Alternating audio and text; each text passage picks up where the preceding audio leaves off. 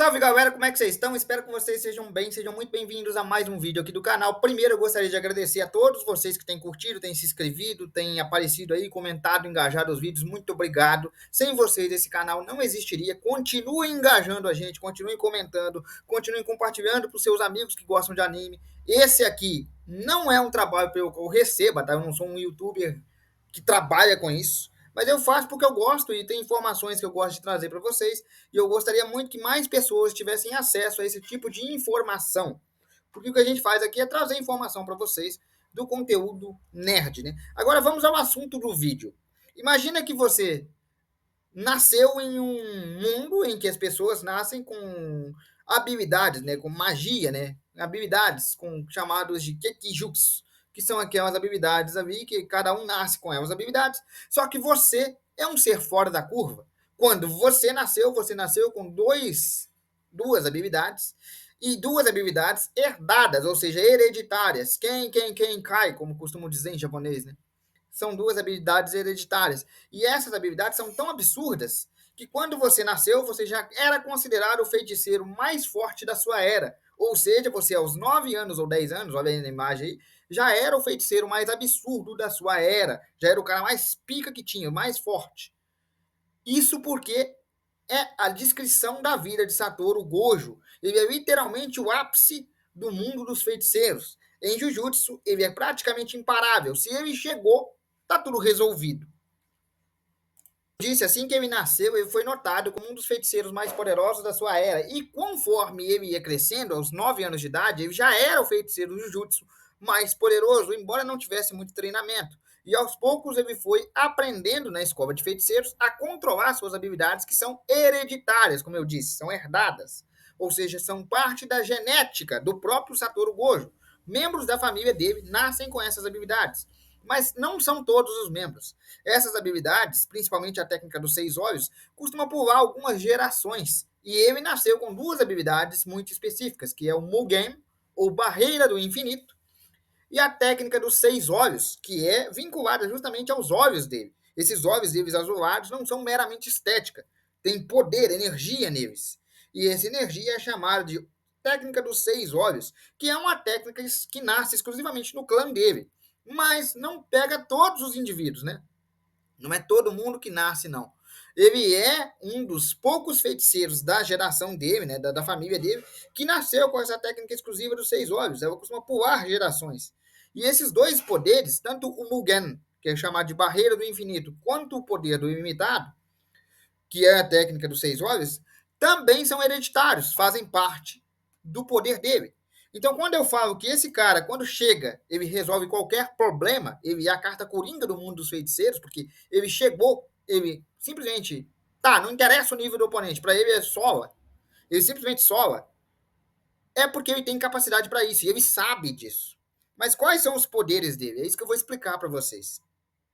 As habilidades dele são muito complicadas de explicar, então eu vou explicar elas de forma separada para que fique mais descomplicado para vocês. E a habilidade passiva dele, ou seja, que está ativada o tempo todo, é o Mugen, Barreira do Infinito. O que ela faz? Ela cria uma barreira invisível em volta do Satoru, que todo e qualquer objeto ou ataque que for desferido contra ele simplesmente para antes de chegar dele. Cria uma inércia. Todo ataque é desacelerado ao ponto da paralisação exata. Nessa cena específica que eu estou mostrando para vocês, alguém arremessou milhares de facas nele. E nenhuma delas encostou nele, porque elas bateram na barreira e pararam. E ele não fez nada, porque essa habilidade é uma skill passiva. Ou seja, ele não precisa fazer nada. Ele não precisa gesticular, ele não precisa pensar, ele não precisa fazer nada. Se o corpo dele entender que o objeto ou o ataque que está sendo lançado contra ele pode causar danos, pode feri-lo, o corpo dele simplesmente vai reagir criando a barreira do infinito, que vai desacelerar o objeto ao ponto da inércia total, ou seja, o objeto vai desacelerando, desacelerando, desacelerando, desacelerando, desacelerando, desacelerando, desacelerando, desacelerando. E nunca, absolutamente em hipótese nenhuma, encosta no Satoru Gojo. É como o exemplo da minha mão aqui, ó. A mão é o Satoru e a minha outra mão é o ataque, ó. Não vai, não chega. Vai desacelerando a um ponto que simplesmente para. Pelo que você explicou, João, o Mugen torna ele intocável. Ninguém consegue chegar perto dele, ninguém consegue nem abraçar ele. É isso? Não. você consegue abraçar, consegue chegar perto dele, consegue conversar com ele, consegue encostar nele. Se você jogar uma borracha, por exemplo, ela vai acertar ele numa boa, porque o Mugen não vai entender que aquele objeto é perigoso. É uma borracha, o cara vai tomar uma borrachada, beleza, doeu um pouquinho. Agora, se você jogar nele um poder, sei lá, carregar uma energia e dar um soco nele, aquela energia, aquele soco vai parar sem chegar nele. Mas se você quiser dar um abraço nele ou qualquer coisa desse tipo, você vai conseguir numa boa, porque o Mugen interpreta se é ou não uma ameaça para o usuário, ou seja, uma ameaça para o Satoru Gojo. Caso seja, ele simplesmente vai barrar, independente da vontade do Satoru Gojo. O legal é que nem precisa dele pensar em nada. O próprio corpo vai criar o Mugen automático. Então, é uma barreira impenetrável e, literalmente, que ele não precisa nem pensar em criar, porque o próprio corpo dele cria automático. Toda vez que ele vê uma ameaça, ele para com a barreira. Mas precisa ser uma ameaça. Se você jogar nele um objeto, como eu disse, uma borracha, por exemplo, uma borracha de escola, ela vai atingir ele, tanto que já atingiu no anime. A pessoa joga para ele uma borracha em alta velocidade e um lápis. Como o lápis tem ponta, o lápis é parado pela barreira. E ele pega o lápis no ar. A borracha atinge ele, porque o lápis poderia ter ponta e furá-lo. É uma ameaça, por causa da velocidade que foi arremessado. A borracha não. No máximo ia doer um pouquinho. Então ela atingiu ele normal. Então a barreira parou apenas o objeto pontiagudo, apenas o lápis. Agora você deve estar pensando, nossa, mas que poder quebrado, ele tem uma barreira que protege ele de qualquer ameaça física ou até ataque de energia. Nossa, esse cara é imparável. Cara, não é o único poder dele, eu só expliquei um poder dele. Eu não expliquei a técnica dos 6 olhos ainda. O que eu falei com você até agora não tem a ver com o olho dele. Agora vem o que tem a ver com o olho dele. Entendeu? Essa é só uma das habilidades. Por causa desse olho, que é a técnica dos 6 olhos, ele tem uma habilidade de percepção muito grande. Ele percebe até a mínima energia amaldiçoada residual. Ele tem uma percepção muito grande. Essa percepção frita o cérebro dele, ou seja, esforça muito o cérebro dele. Mas também dá a ele um poder muito interessante, que além de ele ter uma percepção muito grande da energia amaldiçoada, ele tem um controle dessa energia, que é um controle absurdo, fazendo com que ele crie liberações dela. Quais são essas liberações? Bem, eu vou explicar agora. As liberações que ele usa, basicamente, são chamadas de azul, vermelho e roxo. No azul, ele cria um plasma de energia gigante, uma esfera de energia gigante, que cria basicamente uma energia, uma aura que puxa qualquer coisa, objetos ou pessoas, na sua direção. Ele chupa para dentro, como se fosse um buraco negro. Busca para dentro, com um poder de sucção enorme. O vermelho é o oposto. Ele cria uma energia vermelha, uma bola de energia massiva vermelha, que pode ser disparada também, né? Tanto o azul quanto o vermelho podem ser disparados, como um tiro, basicamente. O vermelho é o oposto. Ao invés de puxar para perto, ele joga para fora. Ele repele qualquer coisa. O vermelho é uma energia vermelha que repele qualquer coisa, é uma repulsão absoluta de qualquer coisa que tiver no caminho, seja humano ou material, e sai destruindo tudo no caminho, assim como o azul também destrói, só que o azul destrói puxando para o centro, e o vermelho destrói repelindo para o centro, então ele joga longe. E ainda tem o roxo, que é chamado de vazio roxo. O vazio roxo é a junção dos dois anteriores.